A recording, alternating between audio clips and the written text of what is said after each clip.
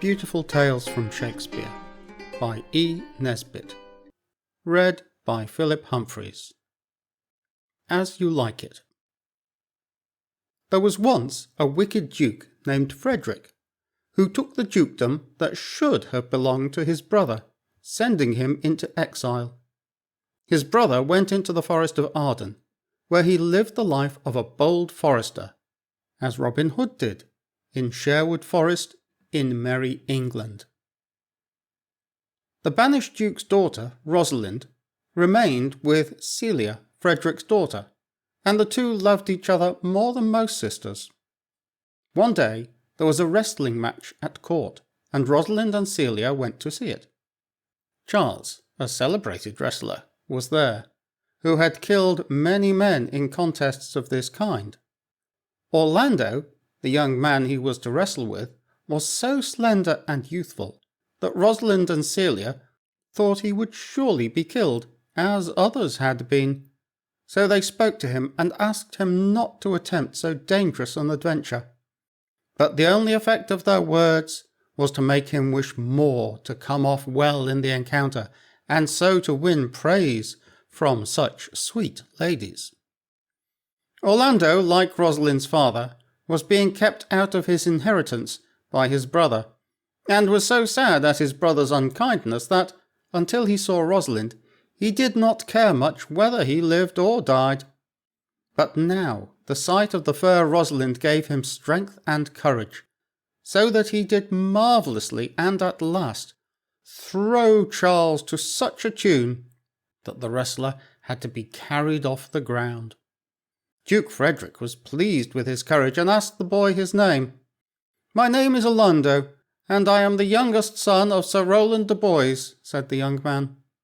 Now Sir Rowland de Boys, when he was alive, had been a good friend to the banished duke, so that Frederick heard with regret whose son Orlando was, and would not befriend him. But Rosalind was delighted to hear that this handsome young stranger was the son of her father's old friend, and as they were going away, she turned back more than once to say another kind word to the brave man. "Gentlemen," she said, giving him a chain from her neck, "wear this for me. I could give more, but that my hand lacks means." Rosalind and Celia, when they were alone, began to talk about the handsome wrestler, and Rosalind confessed that she had loved him at first sight. "Come, come," said Celia, "wrestle with thy affections." "Oh," answered Rosalind, "they take the part of a better wrestler than myself. Look, here comes the Duke." "With his eyes full of anger," said Celia. "You must leave the court at once," he said to Rosalind. "Why?" she asked. "Never mind why," answered the Duke. "You are banished. If within 10 days you are found within 20 miles of my court, you die." So Rosalind set out to find her father, the banished duke, in the forest of Arden.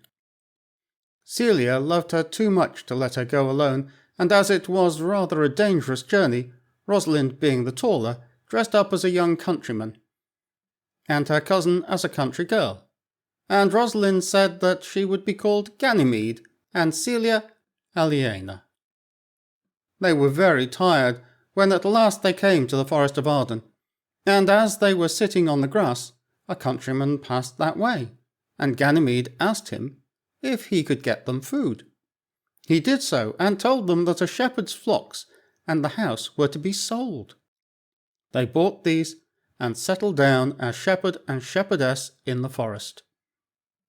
In the meantime, Oliver having sought to take his brother Orlando's life, Orlando also wandered into the forest, and there met with the rightful duke, and being kindly received, stayed with him.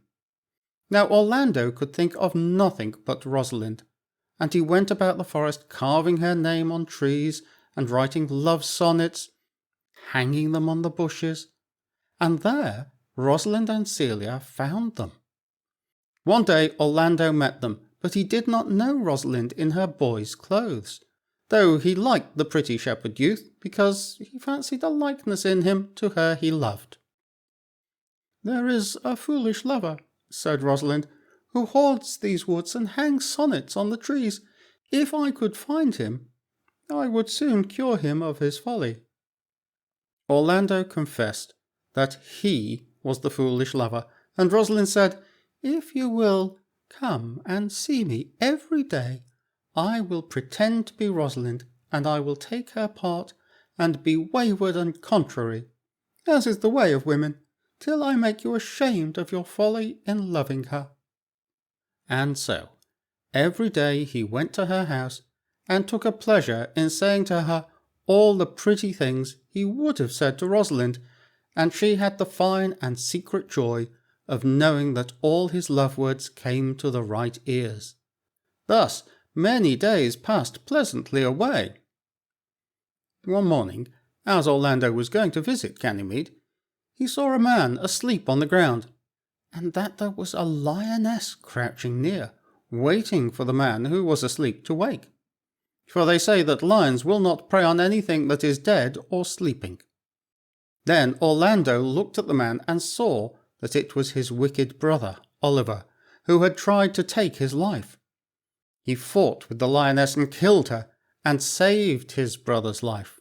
While Orlando was fighting the lioness, Oliver woke to see his brother, whom he had treated so badly, saving him from a wild beast at the risk of his own life. This made him repent of his wickedness, and he begged Orlando's pardon, and from thenceforth they were dear brothers. The lioness had wounded Orlando's arm so much that he could not go on to see the shepherd, so he sent his brother to ask Ganymede to come to him. Oliver went and told the whole story to Ganymede and Aliena, and Aliena was so charmed by his manly way of confessing his faults that she fell in love with him at once. But when Ganymede heard of the danger Orlando had been in, she fainted, and when she came to herself, said truly enough, "I should have been a woman by right." Oliver went back to his brother and told him all this, saying, "I love Aliena so well that I will give up my estate to you and marry her, and live here as a shepherd." "Let your wedding be tomorrow," said Orlando, "and I will ask the Duke and his friends." When Orlando told Ganymede how his brother was to be married on the morrow, he added, "Oh, how bitter a thing it is to look into happiness through another man's eyes." Then answered Rosalind, still in Ganymede's dress, and speaking with his voice, "If you do love Rosalind so near the heart, then when your brother marries Aliena, shall you marry her." Now, the next day, the Duke and his followers, and Orlando and Oliver and Aliena were all gathered together for the wedding. Then Ganymede came in and said to the Duke, "If I bring in your daughter Rosalind, will you give her to Orlando here?"